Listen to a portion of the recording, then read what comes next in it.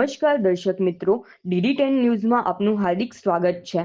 હું છું બોની પ્રિન્સ અને હવે જોઈએ આજના મુખ્ય સમાચાર। અરવલ્લી જિલ્લાના રાજેન્દ્રનગર મોડાસા વચ્ચે છેલ્લા 4 વર્ષથી અધૂરી પડેલી રોડની કામગીરી વધુ એક નિર્દોષનો જીવ લેતા સ્થાનિકોમાં ભારે આક્રોશ ફાટી નીકળ્યો છે।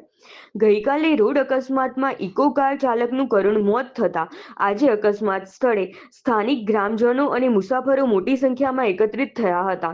આશુતોષ રાઠોડના નેતૃત્વમાં સ્થાનિકોએ રોડ પર ચક્કાજામ કરીને માર્ગ મકાન વિભાગ અને સરકાર સામે ઉગ્ર વિરોધ નોંધાવ્યો હતો।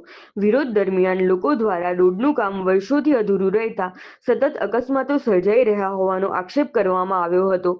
વિરોધ પ્રદર્શન દરમિયાન અગ્રણીઓએ જણાવ્યું હતું કે છેલ્લા 4 વર્ષથી આશરે 20 કિલોમીટરનો માર્ગ અધૂરો હોવાથી જ એક જ લેન પર સામસામે વાહનો પસાર થાય છે, જેના કારણે દરરોજ અકસ્માતનું જોખમ રહે છે। તંત્રની બેદરકારીના કારણે હવે નિર્દોષ લોકો જીવ ગુમાવી રહ્યા હોવાનું તેમણે જણાવ્યું હતું। સ્થાનિકોએ ચેતવણી આપી છે કે જો રોડનું કામ ઝડપથી પૂર્ણ કરવામાં નહીં આવે તો આગામી દિવસોમાં આંદોલન વધુ ઉગ્ર બનાવવામાં આવશે, જેની સંપૂર્ણ જવાબદારી માર્ગ મકાન વિભાગ અને સ્થાનિક પ્રશાસનની રહેશે। રિપોર્ટર હસમુખ વણકર, મોડાસા, અરવલ્લી। રાજેન્દ્રનગર મોડાસાનો રોડ છેલ્લા 4 વર્ષથી અધૂરો છે।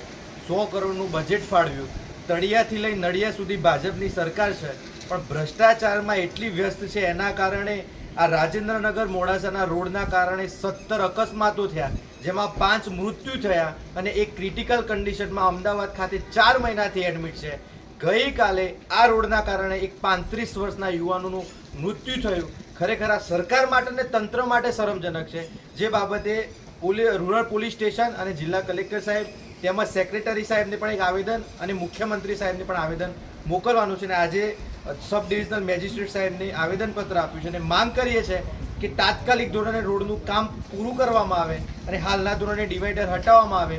જો આ નહીં કરવામાં આવે તો આવનારા સમયમાં ખૂબ જ ઉગ્ર આંદોલન ગાંધી ચિંધ્યા માર્ગે થશે, જેની જવાબદારી પ્રશાસનની રહેશે।